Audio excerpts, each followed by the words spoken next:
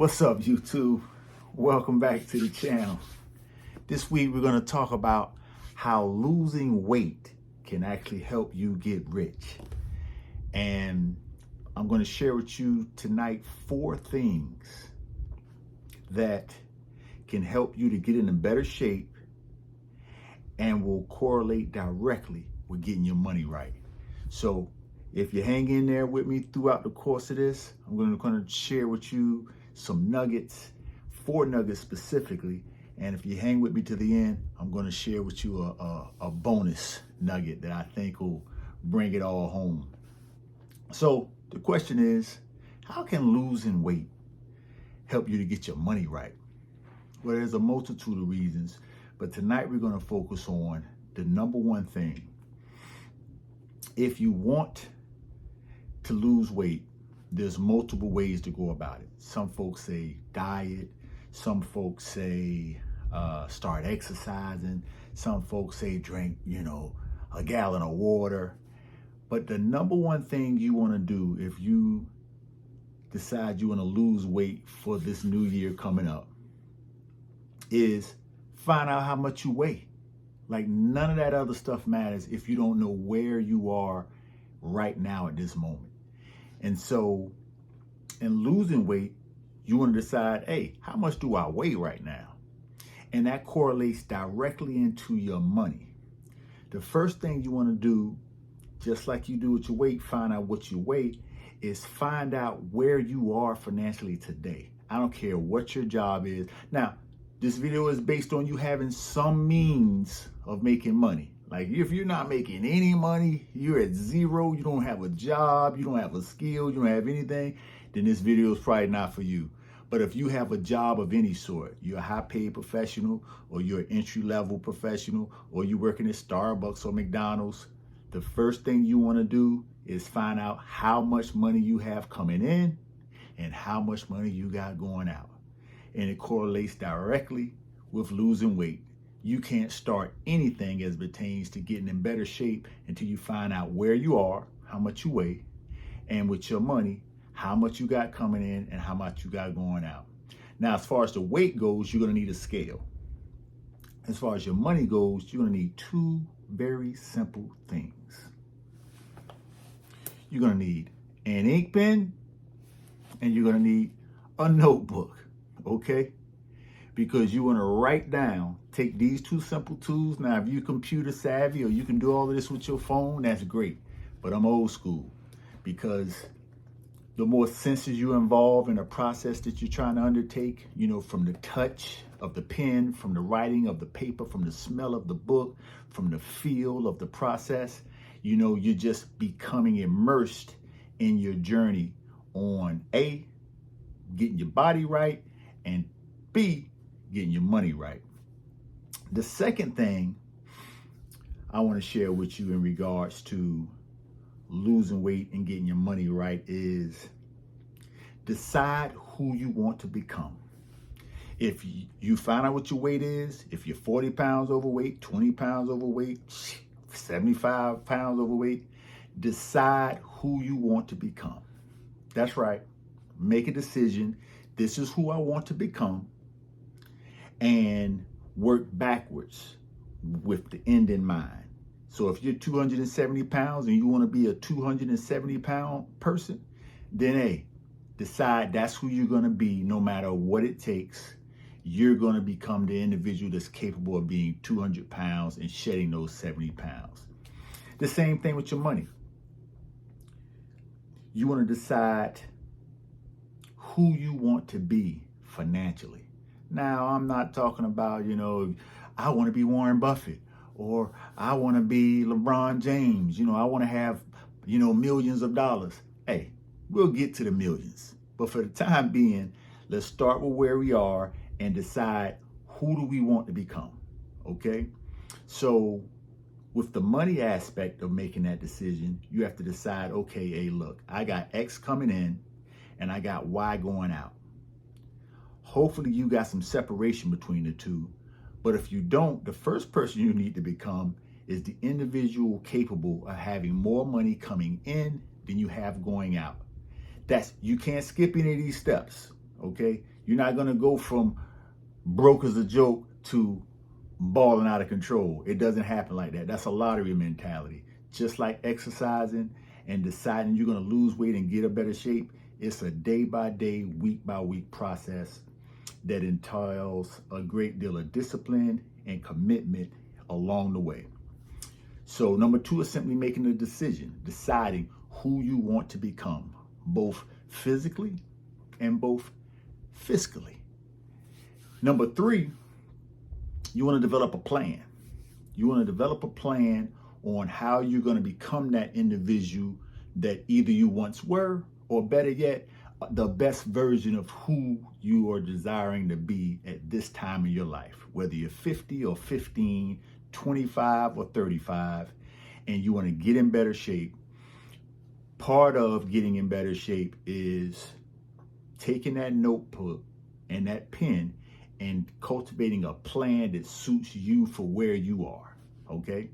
And that plan is going to involve research based on where you are. You may want to see your doctor and get a physical and get an official weigh-in and get some guidance from him, or see a nutritionist, or go to your library, or Google the best ways to start losing weight. I'm going to keep it simple for you. Regardless, I don't believe in diets. I believe in a way of life. So the easiest way to lose weight is to eat less and move more.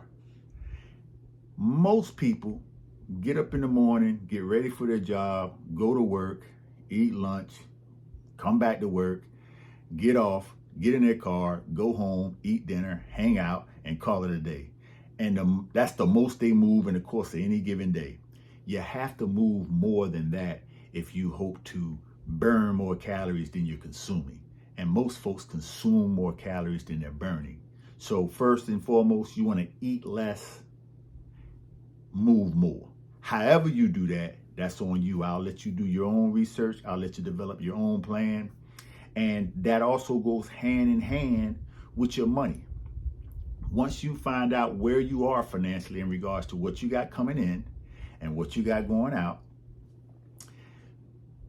if you're not breaking even or have separation, then you want to find a way to reduce your expenses and increase your income. Here's the thing, guys. There's 168 hours in a week, okay? If you work 40 hours, you got 128 hours left.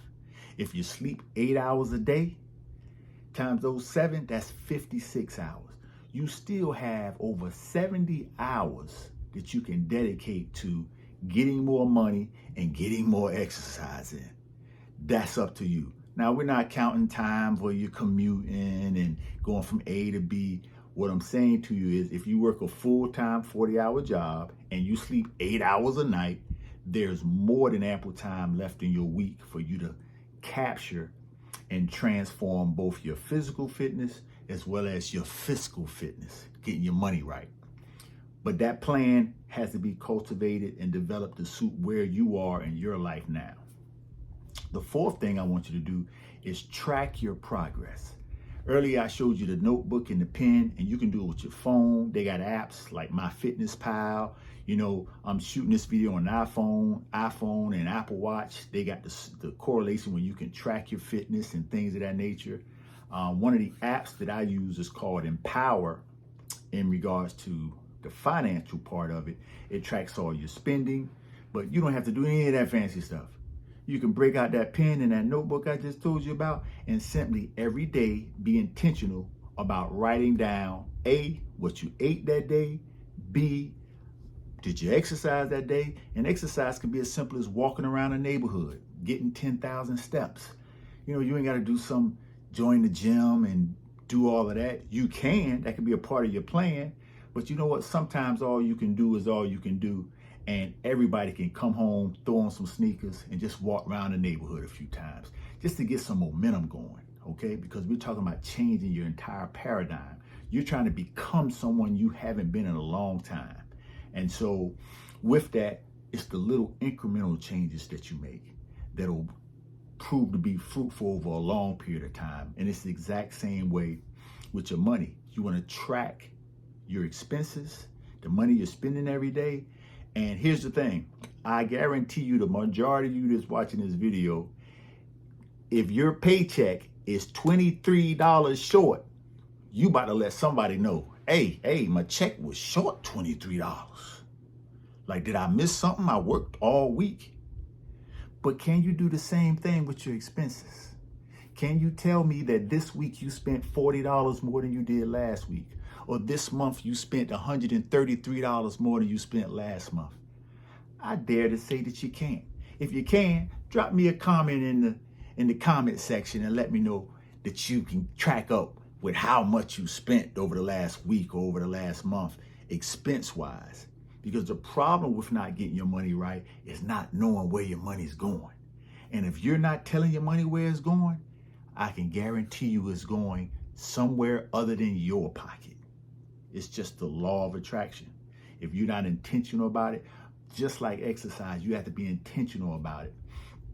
And as far as your money likes to be taken care of. It likes to be told what to do, and it likes to be given instructions. If you don't give your money instructions, your money will take a mind of its own and it will leave you.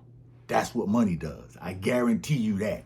You'd be like, man, I just had $3,000. How I only got 77 left? Because you didn't tell your money where it was going, so your money made a decision to go to somebody else. Probably came to me, but that's for another video. So the fourth thing is track those things. Track your daily efforts, track what you're eating, track what you're spending, because I know you know how much you're making. And if you're not making enough, find a way to make more money, no matter what it is. You have opportunities like Uber Eats, DoorDash. One of my youngest son, just got approved for DoorDash, and like literally you can just go get money. My son literally was getting ready to watch the Georgia game, and it was like the Georgia-Florida State slaughter. And he was like, I'm about to go run out, Pops, I'll be back. He went out to DoorDash, made a quick $47, came back, caught the game, and then left and went back and did some more DoorDashing. And he made like an extra $80 over the course of 3 hours on his own terms. So there's a way. Like, imagine if you took that extra time that you're not sleeping, eating, and working, and just simply DoorDash. I mean, an extra $50 a day, 5 days a week, that's an extra $1,000 a month. I mean, you got to put your pride aside. You know what I'm saying? Put your pride aside, because we all about getting to this money. And if you're going to get to this money, sometimes you're going to have to do the things that most folks won't do. So with that, my recap is, 1, you want to find out where you are. Find out where you are in your fitness. Find out how much you weigh. And with your money, find out how much you got coming in, which you probably already know. But more importantly, find out how much you got going out and how you can manage that better. Number 2, make a decision on who you want to become, physically and fiscally. Make a decision. Once you make that decision, then develop a plan that cultivates where you are in your life, okay? Both physically and financially. And number 4, you want to track it. I don't care how you track it on your phone, track it on your computer, track it on a paper and a notebook, but track it. And number 5, if you stuck around this long, I appreciate you. Hit that like button and that subscribe button. Click the notifications, but more importantly, man, share this video with, friends or family. And if you found this information useful, apply it. That's all I really want from you, is to take from my experiences to apply this. And that bonus that I promise you is wash, rinse, repeat. Go back through the 4 steps I just shared with you. That's the bonus. Go back through and once a week, do an assessment of where you're at. You're tracking everything daily, but it's important that you monitor your progress weekly. Don't weigh yourself every day. Don't do it. A friend of mine is an elite level trainer of Division I athletes, and he only weighs his Division I athletes once a week, okay? Because it's the work you do over the course of those 7 days is going to determine what that weight is on day 7. You don't want to get on the scale Monday, Tuesday, Wednesday, Thursday. Our life ebbs and flows, and so does our weight, Okay, so don't do that to yourself. You're just gonna torture yourself. What you want to do is pick a day, whether it's Friday, Saturday, Monday, Tuesday, whatever the day is for you when you're cultivating your plan. I'm gonna weigh myself, and weigh yourself in the morning, because in the morning you're coming off a sleeping fast. Weigh yourself in the morning. That's your true weight of where you're starting your day at. Pick that time, weigh yourself every week on the same day at the same time, and that'll give you a good idea of the progress you're making. And the same thing with your money. Pick a day once a week to sit down and do an assessment of what you've done that week financially as far as your expenses and how much money you've made. Pick a day, pick a time, and try and honor and stick to that time. And with that, I'm gonna leave you all with a quote from a motivational speaker by the name of Les Brown. It's one of my favorite quotes. Les Brown says, "You have to be willing to do the things that most people won't do in order to have the things that most people won't have." Let me say that to you again. You got to be willing to do the things that most people won't do in order to have the things that most people won't have. And the problem with a lot of people, especially going into the new year setting goals, everybody wants to be in better shape. Everybody wants to have more money. Everybody wants to have more fitness. But until you make a decision that you're willing to become the individual capable of doing whatever it takes for however long it takes, you'll never have those things. So I would challenge you to don't worry about what it is you're trying to have. Worry about becoming the individual capable of having the things you desire to have. Anyway, YouTube, I appreciate you rocking with me. I believe this is video 8, 8 weeks in a row. We're going to finish out 2023, with a quality sharing of content. I appreciate you all for checking me out in 2023.